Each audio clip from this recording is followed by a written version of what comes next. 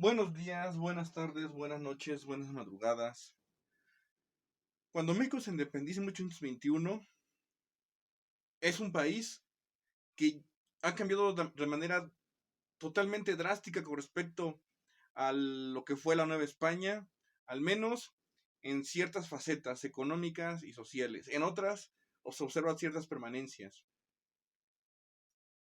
Teóricamente, por ejemplo, tras la independencia de México, teóricamente todos son iguales ante la ley, desaparece el sistema de estamentos y de castas que habíamos conocido donde criollos y peninsulares tenían privilegios que los indígenas no tenían, luego los esclavos que no eran dueños de sí mismos, sino que le pertenecían a alguien más, y mestizos que la ley simplemente no contemplaba.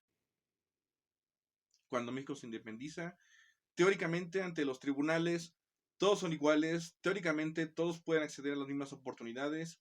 En la práctica seguirá habiendo discriminación, de hecho hasta el día de hoy va a seguir habiendo discriminación y además, aunque las oportunidades están abiertas en principio para todos, finalmente solo las toman aquellos que tienen las posibilidades de acceder a dichas oportunidades. Por ejemplo, anteriormente la escuela era exclusiva para peninsulares y para criollos, y los indígenas tenían que ir a sus propias escuelas, esclavos y mestizos no tenían derecho a absolutamente ningún tipo de educación. Con la independencia, en principio, todo el mundo puede asistir a las mismas escuelas, en principio. En la práctica, acuden solamente aquellos que vienen de familias que pueden subsanar los gastos de dicha educación. Es decir, las familias, si no ricas, cuando menos sí con un ingreso modesto. Las familias pobres, en su mayoría de mestizos y de esclavos africanos, van a seguir sin acceso a la educación. Y con ello, un altísimo índice de analfabetismo. Otros elementos que se mantiene igual después de la independencia es que sigue existiendo el sistema de acasillamiento. Ese que vimos donde el peón termina acasillado, así, acasillado, adscrito a la hacienda, no puede irse hasta que pague su deuda. Eso se va a mantener todavía a lo largo del siglo XIX y todavía a principios del siglo XX también. Sin embargo, hay ciertos elementos que cambiaron de manera profunda, en buena medida gracias a esos 11 años de guerra, y que cambiaron para mal, además. Primero encontramos una serie de reducciones importantes. Encontramos una reducción poblacional de cerca de 600,000 muertos después de unos años de guerra. Por una población que además se calcula entre los 6 y los 7 millones de habitantes. Decimos que se calcula entre los 6 y los 7 millones porque si bien ya había censos en el siglo XVIII, no eran censos como los de hoy en día, donde se cuenta persona, individuo por individuo, sino que en aquel entonces los censos contabilizaban el número de viviendas, el número de hogares en una ciudad. Y a partir de ahí se hace un cálculo de pues, cuántas personas podría habitar una ciudad en función de cuántas casas había, cuántas familias existían en esa ciudad. El problema es que el número de integrantes de una familia pues, puede variar enormemente de una familia a otra. Entonces, por eso se calcula entre los 6 y los 7 millones de habitantes. Que esos 6 o 7 millones, aunque hayan sido solamente 6 millones, esos 6 se han muerto 600,000, estamos hablando de una población mexicana totalmente diezmada después de 11 años de guerra. El 10% de su población habría muerto en el conflicto armado. Para ponerlo en términos que podamos dimensionar, desde el 2006 hasta el 2017, después de 11 años de guerra contra el narcotráfico, México no tiene una cifra de 600,000 muertos, tiene una cifra de 300,000 muertos. Incluso sumándole desaparecidos, se podría elevar a 400,000, pero no llegaba a los 600,000 de la guerra de independencia. De ese nivel de violencia estamos hablando. Hoy nos escandaliza ver muertos cada rato, pues en aquel entonces había muchos más muertos. Además, por una población mucho menor a la que existe actualmente. Sí, insisto, estamos hablando de 6 a 7 millones de habitantes y que se muera el 10% de la población es para ponerlo en términos que podamos dimensionar de manera más justa. Si somos cerca de 125 millones de habitantes hoy en México, imagínate que después de esos años de guerra murieran cerca de 12 millones de habitantes. De ese tamaño es la catástrofe en cuanto a vidas humanas. Y encima son 600,000 muertos, en su mayoría personas que estaban en sus 20, 30 tempranos, es decir, personas jóvenes. Muere la mayor parte de la mano de obra productiva de la época, porque la mayor parte de los combatientes pues tenían esas edades entre los 20, principios de los 30, algunos casi los 40. Eran personas que estaban en su mejor momento físico y justo por eso terminan enlistados en los ejércitos insurgentes y realistas por igual. Pero por eso mismo de que estaban en su mejor momento físico, también estaban en su mejor momento productivo desde el punto de vista económico. Es mano de obra que ya se perdió y que se iba a necesitar para la reconstrucción económica de México. Reconstrucción que va a tomar cerca de 60 años. La devastación es vasta. No solamente hay una reducción poblacional, sino que además vinculado a esto, hay una reducción en la producción minera. Antes de la independencia, todavía hasta 1808, 1809, México producía al año cerca de 30 millones de pesos plata. 30 millones de pesos plata. Eso en 1808, 1809. Para 1821, la producción de plata se ha reducido a solo 6 millones de pesos plata. De 30 a 6 millones de pesos plata. Y así se va a mantener durante buena parte del siglo XIX. La producción de plata se va a recuperar en México hasta tiempos ya de Porfirio Díaz. Antes no.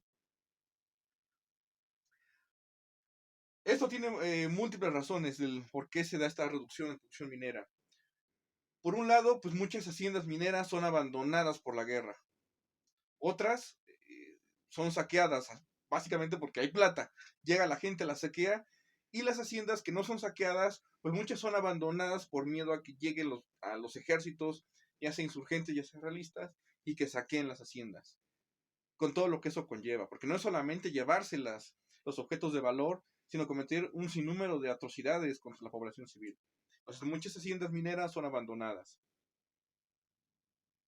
Otras haciendas mineras como tal no son abandonadas, al menos no del todo, pero sí se ve una reducción en su capacidad productiva porque tienen menos mano de obra. Muchos de sus trabajadores se terminan enlistando o en los ejércitos realistas o en los ejércitos insurgentes. Y así, aunque la hacienda no sea saqueada, se queda sin suficiente mano de obra en su mayoría masculina, pues ya no puede producir. Por estas tres razones: reducción en la mano de obra porque se le están yendo a los ejércitos que están combatiendo la gran independencia, porque las haciendas están siendo abandonadas o porque las haciendas están siendo saqueadas, es que se reduce la producción de plata en México. No es el único sector que le pasa esto. Lo mismo ocurre con el sector industrial. México no tenía unas industrias así muy avanzadas, así como las de Inglaterra. De hecho, eran todavía obrajes donde si acaso se empleaban a 100 trabajadores. Pero incluso ese sector que era pequeñito se contrae de manera terrible. Estamos hablando de que se reduce a solamente una tercera parte de toda la producción. Se reduce apenas un 30-40% más o menos su producción. Y esa caída responde a la misma situación que con la extracción minera. Son haciendas son obrajes que o fueron saqueados, o fueron abandonados, o se fueron quedando sin mano de obra. Y lo mismo pasa exactamente con la producción agrícola. La producción de alimentos se reduce a apenas la mitad de antes de la gran independencia. Y por las mismas razones, o son abandonadas, o son saqueadas las haciendas agrícolas, ganaderas también, o se quedan sin mano de obra. Así de simple. A esto le vamos a sumar el problema de que no solamente se reducen esas actividades económicas por esos factores, sino que tampoco ayuda la situación comercial. De hecho, buena parte de las haciendas, y no solamente haciendas, sino incluso también comunidades indígenas, todos los sectores productivos agrícolas se ven reducidos a una agricultura de subsistencia. Cada vez hay menos comercio, y como no puedes comerciar, no hay forma de que puedas llevar tu producto a otros lados a vender. Lo que la gente produce básicamente es para su propia alimentación. ¿Y por qué no se pueden llevar cosas a vender a los mercados? Por un fenómeno de bandidaje. Ciertamente los caminos han sido descuidados durante esos 11 años de guerra. Es decir, el dinero que cobraba, los impuestos que cobraba el gobierno virreinal, se empleaba fundamentalmente para crear ejércitos, no para dar mantenimiento a los caminos. Entonces muchos caminos están en mal estado. Pero independientemente de que estén en buen estado o no, hay un problema de bandidaje. Muchas de las, muchos de los combatientes de la Guerra de Independencia, ya se hayan sido realistas o insurgentes, muchos se enlistaron pues cuando eran muy jóvenes, a una edad en la que debían aprender un oficio o hacer una carrera. Sí, a los 18, 19 años, 20 se enlistan. Y durante estos 11 años se la pasan únicamente dedicados por completo a la guerra, a la actividad militar. Cuando termina la Guerra de Independencia, esos ejércitos son licenciados, son despedidos básicamente. Y esos hombres ahora buscan trabajo en la vida civil y no lo encuentran porque no saben hacer absolutamente nada. Lo único que saben hacer es ejercer violencia especializada. Entonces, ¿qué es lo que hacen? Termina la Guerra de Independencia, muchos se dedican al bandidaje. Hayan sido realistas o insurgentes en su momento, muchos se dedican al bandidaje y eso genera un clima de inseguridad que afecta al comercio y afecta, por tanto, a estos sectores productivos que dependían también del comercio. De este modo, aunque la Gran Independencia termine en México en 1821, eso no significa que la violencia se detuvo. De hecho, la violencia continuó. Es un fenómeno que se encuentra en cualquier conflicto armado, no solamente de México, sino de cualquier parte del mundo. La guerra termina, pero genera ciertos códigos de comportamiento en las personas que hace que durante varios años después de la guerra, la gente se siga comportando de acuerdo a códigos de la violencia. Por eso insisto, la violencia como tal no termina con el fin de una guerra. Hablábamos de 6 a 7 millones de habitantes en México. De eso, sin embargo, la mayor parte, para ese enorme país que abarca desde la frontera con Oregon hasta la frontera con Panamá, para ese enorme país, la mayor parte se concentraba en el centro y sur de México. El norte de México, esa zona de Coahuila, Sonora, más allá, Texas, California, Nuevo México, esas zonas están prácticamente despobladas. Son vastas zonas de México que prácticamente no hay habitantes. En contraste, en la zona centro y sur de México encontramos densos núcleos de población, no solamente población indígena, sino también población blanca, población mestiza. La más grande desde entonces, incluso desde antes y hasta la fecha, pues sigue siendo la Ciudad de México, en ese entonces con 200,000 habitantes. 200,000 habitantes para ese entonces la Ciudad de México, 1821, 1822. Otras ciudades importantes como Guadalajara, Puebla, Querétaro, pues no llegaban a los 200,000, pero estamos hablando de una población por cada ciudad de cerca de unos 50,000 habitantes. Insisto, para ciudades como Guadalajara, Querétaro, Puebla. A esto añádase un problema deficitario en el gasto público, en las finanzas del gobierno. Para 1822, el gasto público del gobierno federal, bueno, de entonces todavía Imperio Mexicano, y que se le hereda a la primera república, estamos hablando de unos ingresos anuales de 9 millones de pesos por distintos tipos de impuestos. Pero su gasto no era de 9 millones. El gasto del gobierno de México era de 13 millones de pesos, todo en plata. Entonces hay un déficit de 4 millones de pesos. Se está gastando de más.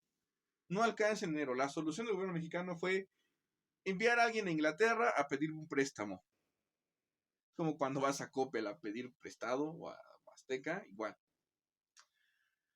Se va a Inglaterra porque en ese entonces Inglaterra es la principal potencia económica del mundo. Viene de ganar las guerras napoleónicas. La flota mercante británica en ese sentido controla las principales rutas mercantes porque su flota de guerra controla también esas principales rutas. Es el primer país en donde se desarrolla la revolución industrial.